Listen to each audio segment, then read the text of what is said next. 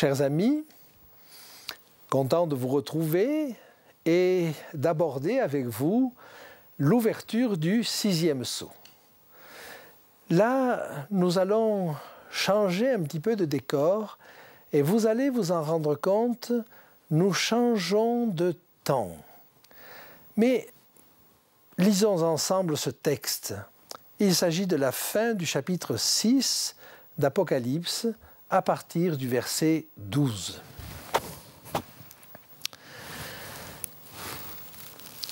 Je regardai quand il ouvrit le 6e sceau, et il y eut un grand tremblement de terre. Le soleil devint noir comme un sac de crin, la lune entière devint comme du sang, et les étoiles du ciel tombèrent sur la terre, comme lorsqu'un figuier secoué par un vent violent jette ses figues vertes. Le ciel se retira comme un livre qu'on roule, et toutes les montagnes et les îles furent remuées de leur place. Les rois de la terre, les grands, les chefs militaires, les riches et les puissants, tous les esclaves et les hommes libres se cachèrent dans les cavernes et dans les rochers des montagnes. Et ils disaient aux montagnes et aux rochers, « Tombez sur nous et cachez-nous devant la face de celui qui est assis sur le trône et devant la colère de l'agneau. Car le grand jour de sa colère est venu, et qui peut subsister ?» Voilà un texte impressionnant et qui a parfois été interprété comme le retour de Jésus. Mais je crois qu'il nous faut regarder ce texte d'un petit peu plus près. Et en réalité, une fois encore, c'est en regardant les textes parallèles que nous allons comprendre ce qui se passe et que nous allons trouver des explications à ce qui se passe. Alors, l'élément que je vais regarder de plus près, c'est la notion de lune rouge comme du sang. Ce texte nous donne là un renseignement qui est extrêmement précieux parce que les textes qui nous parlent d'obscurcissement de soleil et d'obscurcissement de la lune sont extrêmement nombreux. Alors que les textes qui nous parlent d'obscurcissement de soleil et d'une lune rouge comme le sang, ceux-là sont rares. Alors, lisons quelques-uns de ces textes-là. D'abord, Ésaïe, au chapitre 13 et au verset 9. « Voici, le jour de l'Éternel arrive, jour cruel, jour de colère et d'ardente fureur. On réduira la terre en solitude et en exterminera les pécheurs. Car les étoiles des cieux et leurs astres ne font plus briller leur lumière. Le soleil s'obscurcira dès son lever et la lune ne fera plus luire sa clarté. » Donc, vous voyez, obscurcissement du soleil et de la lune. Alors, on va lire un deuxième texte dans le livre du prophète Joël, au chapitre 2 et au verset 10. Joël, chapitre 2, verset 10. « Devant eux, la terre tremble, les cieux sont ébranlés, le soleil et la lune s'obscurcissent et les étoiles retirent leur éclat. » Il y a encore bien d'autres textes, mais vous voyez, le soleil et la lune marchent de pair. Dans le Nouveau Testament, c'est la même chose. Dans le texte de Joël, au chapitre 3 et au verset 15, on trouve la même chose. Joël 3, 15. « Le soleil et la lune s'obscurcissent et les étoiles retirent leur éclat. » Mais voyons maintenant quelques textes du Nouveau Testament. Alors d'abord dans la grande fresque prophétique de Jésus au chapitre 24 du livre de Matthieu, nous trouvons ceci au verset 29. Matthieu 24, 29. Aussitôt après ces jours de détresse, le soleil s'obscurcira, la lune ne donnera plus sa lumière, les étoiles tomberont du ciel et les puissances des cieux seront ébranlées. Dans le texte parallèle, Matthieu 13, verset 24, vous trouvez la même chose. Et jusque dans le livre de l'Apocalypse, dans un chapitre que nous n'avons pas encore étudié, mais au chapitre 8, que nous étudierons bientôt, nous trouvons la déclaration suivante. Apocalypse 8, 12.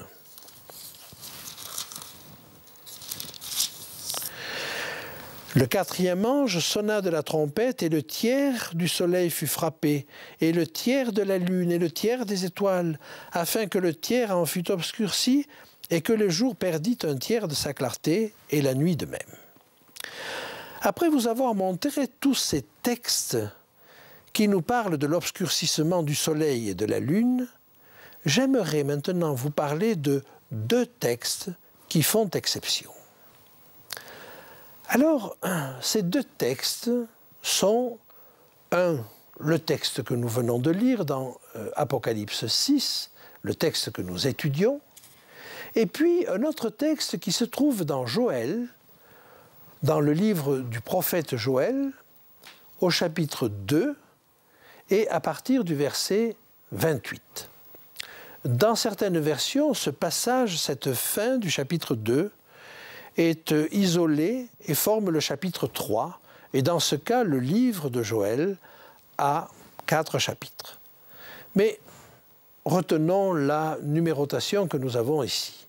Donc, nous allons lire le texte de Joël au chapitre 2 et au verset 28. Après cela, je répandrai mon esprit sur toute chair. Vos fils et vos filles prophétiseront, vos vieillards auront des songes et vos jeunes gens des visions. Même sur les serviteurs et sur les servantes, dans ces jours-là, je répandrai mon esprit. Je ferai paraître des prodiges dans les cieux et sur la terre, du sang, du feu, des colonnes de fumée. Le soleil se changera en ténèbres et la lune en sang, avant l'arrivée du jour de l'Éternel, de ce jour grand et terrible. Alors quiconque invoquera le nom de l'Éternel sera sauvé. Le salut sera sur la montagne de Sion et à Jérusalem, comme a dit l'Éternel, et parmi les réchappés que l'Éternel appellera. Voilà un texte extrêmement intéressant et qui va nous aider dans la compréhension de l'Apocalypse, à la fois sur la fin du chapitre 6, sur le chapitre 7 et sur le début du chapitre 8. D'abord, il nous donne des indices chronologiques. Il nous dit que cela va arriver avant le jour de l'Éternel. Et c'est bien normal. Au fond, que nous décrit ce texte? On pourrait le diviser en 3 parties. La première partie, les versets 28 et 29, nous décrivent ce phénomène extraordinaire qui est la pluie de l'Esprit. L'Esprit de Dieu va saisir le peuple de Dieu et tout le peuple de Dieu. Les personnes âgées, les jeunes, ceux qui sont en activité, toutes les couches sociales, les patrons, mais les serviteurs, les servantes, tous. Il y a là un phénomène extrêmement curieux et dont vous conviendrez avec moi qu'il n'a pas encore eu lieu.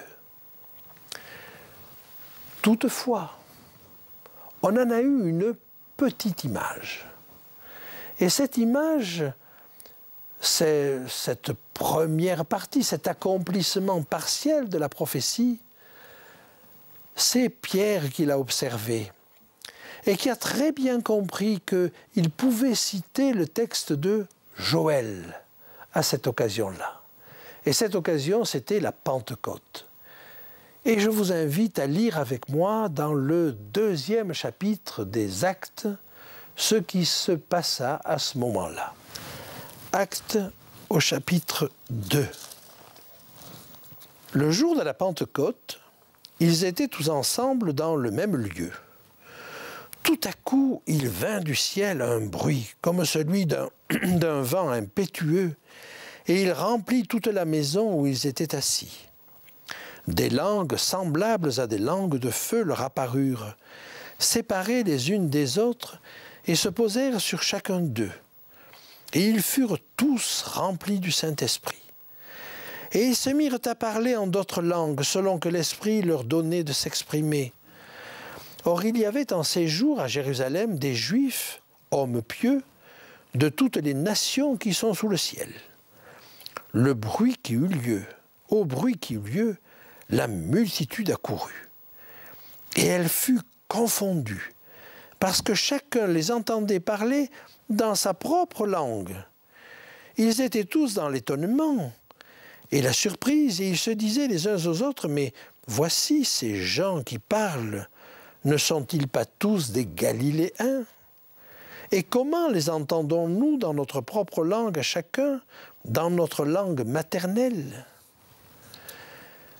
À ce moment-là, des bruits commencent à courir. Il est le matin, il est 9 heures du matin. Il n'est pas dans l'habitude des disciples d'abuser des boissons alcoolisées, mais les cancans commencent à circuler. Les gens jasent. Et l'on dit, ils ont bu, ils sont pleins de vin doux. Alors Pierre va devoir répondre à cette objection et dire très exactement ce qu'il en est. Verset 14. Alors Pierre, se présentant avec les 11, éleva la voix et leur parla en ces termes. « Hommes juifs, et vous tous qui séjournez à Jérusalem, sachez ceci et prêtez l'oreille à ma parole. Ces gens ne sont pas ivres comme vous le supposez, car c'est la 3e heure du jour. Mais c'est ici ce qui a été dit par le prophète Joël. Dans les derniers jours, dit Dieu, je répandrai mon esprit sur toute chair. Vos fils et vos filles prophétiseront, vos jeunes gens auront des visions, et vos vieillards des songes. Oui, sur mes serviteurs et sur mes servantes en ces jours-là, je répandrai de mon esprit, et ils prophétiseront. Je ferai paraître des prodiges en haut dans les cieux et des miracles en bas sur la terre, du sang, du feu, une vapeur de fumée. Le soleil se changera en ténèbres et la lune en sang, avant l'arrivée du jour du Seigneur, de ce jour grand et glorieux. Alors quiconque invoquera le nom du Seigneur sera sauvé. Pierre a très bien compris qu'il se trouvait devant ce phénomène décrit par Joël. À une nuance près, la pluie de l'Esprit à ce moment-là a touché quelques personnes, quelques dizaines de personnes, peut-être 70, peut-être 100, peut-être 120, mais un nombre limité. Néanmoins, un nombre important des disciples à cette époque-là. Or, le texte de Joël nous dit qu'il s'agit en réalité de saisir tout le peuple de Dieu. Et il nous dit que c'est peu avant le jour du Seigneur. En d'autres termes, ce phénomène qui s'est produit du temps de Pierre, c'est-à-dire dans l'Église naissante, va se reproduire de manière beaucoup plus vaste, beaucoup plus grande, dans un avenir dont je ne peux pas vous dire à quelle distance il se trouve, mais dans un avenir que j'espère proche. Mais me direz-vous, comment le saurons-nous? Et c'est là l'objet de la deuxième partie du livre de Joël. Le chapitre 2 de Joël annonce non seulement cette pluie de l'Esprit, mais il va annoncer des signes cosmiques, des signes qui vont bouleverser la terre, des colonnes de feu, de fumée, et un tremblement de terre énorme, immense, tel qu'on n'en a pas vu, ou du moins de mémoire d'homme, ou de mémoire d'historien. Un tremblement de terre où toutes les îles et toutes les montagnes seront bouger de leur place. On sait très bien qu'à l'occasion du tsunami survenu dans le sud-est asiatique, des îles ont un peu bougé. Et lors de l'accident de Fukushima aussi, de quelques centimètres, 1 ou 2 mètres, dit-on parfois. Mais là, ça n'est pas une île, un îlot. C'est l'ensemble des plaques tectoniques qui vont jouer, qui vont faire que les distances entre les îles et les pays côtiers, mais même à l'intérieur des terres, au niveau des montagnes, tout cela va bouger. Alors on imagine bien qu'un tel tremblement de terre, accompagné de signes extrêmement étonnants, comme le ciel qui se dérobe, comme un livre qu'on roule, et je suppose qu'il s'agit là d'une immense pluie d'étoiles filantes, mais un tel phénomène, évidemment, est susceptible d'engendrer la terreur. Et c'est ce qui nous est décrit dans le texte. Tout le monde est terrorisé. Les grands, les petits, les chefs militaires, les hommes libres, les esclaves, tous se cachent dans les rochers des montagnes et dans les cavernes, comme si les abris anti-atomiques qu'ils peuvent construire ne suffisaient pas, ou peut-être désigne-t-on ainsi les abris qu'ils ont cherché à construire. Mais quand toute la terre bouge, il y a de quoi ébranler l'esprit humain le plus établi et le plus ferme. Et ces hommes-là tremblent. Et ils tremblent à un point qu'ils disent « mais qui peut subsister ?» Et manifestement, dans cette question, il y a toute l'angoisse de ces hommes et ils n'attendent pas de réponse parce que pour eux, la réponse est évidente. Personne ne peut subsister.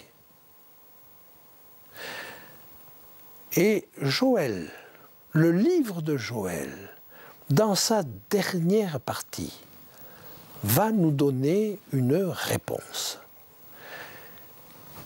Et j'aimerais la relire avec vous. Il s'agit du verset 32 du texte du prophète Joël au chapitre 2. Dernier verset. « Alors, quiconque invoquera le nom de l'Éternel sera sauvé. Le salut est sur la montagne de Sion et à Jérusalem, comme a dit l'Éternel. Et parmi les réchappés que l'Éternel appellera. » Plusieurs indications dans ce verset. Il y aura des réchappés. Il y a un reste là qui va subsister. Et non seulement il va subsister, mais il est sur la montagne de Sion. Ah, la montagne de Sion, c'est encore une métaphore. La montagne de Sion est normalement située à Jérusalem, mais il y a eu plusieurs localisations qui ont été avancées. Là n'est pas le point important. Parce que si nous nous reportons à l'Apocalypse, au chapitre 14 et au verset 1er, nous voyons qui est sur la montagne de Sion. Je regardais, et voici l'agneau se tenait sur la montagne de Sion, et avec lui 144 000 personnes qui avaient son nom et le nom de son Père écrit sur leur front. Voilà les rescapés, voilà les survivants. Ils nous sont présentés dans le texte d'Apocalypse 14 comme des prémices. Vous savez, la moisson n'est pas encore là, mais quelques grains, quelques épis ont déjà mûri. Ils sont déjà mûrs et prêts à être moissonnés. Alors c'est ce groupe-là qui est un peu en avance sur les autres. C'est ce groupe-là, des 144 000, dont nous verrons la définition bientôt. C'est ce groupe-là qui fait partie des rescapés. Et si l'on comprend que ce sont ceux qui sont sur la montagne de Sion, ce sont les mêmes qui ont reçu cette pluie de l'Esprit. Et donc, voyez, ce qui apparaît pour les uns comme une fin imminente qui peut subsister, est en réalité pour le peuple de Dieu un début. Ce démarrage, ces 144 000, ce peuple qui reçoit la pluie de l'arrière-saison, ce peuple-là, c'est celui qui va subsister. Et pourquoi reçoit-il la pluie de l'arrière-saison, cette pluie de l'Esprit? C'est parce qu'il a le même rôle que ceux de la Pentecôte du temps de Pierre. Il s'agissait d'annoncer à tout le peuple la bonne nouvelle de l'Évangile. Eh bien, je vous invite, lors de notre prochain entretien, à regarder à ces 144 000 et à vous préparer à en faire partie.